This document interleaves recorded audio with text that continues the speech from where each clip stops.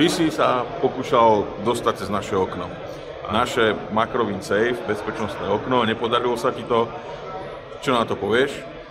Tak ja sa nečutujem z mojho postavu, teda, že sa mi to nepodarilo, ale videl som tu aj väčších borcov, ktorí sa o to snažili, takisto sa im to nepodarilo, takže musím povedať, že klobúk dole pre takýmto oknom.